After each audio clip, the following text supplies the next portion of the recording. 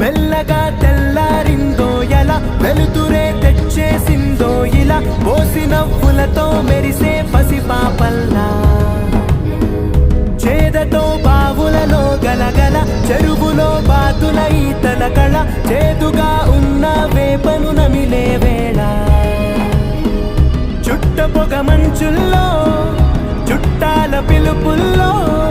మాటలే కలిపేస్తూ మనసారా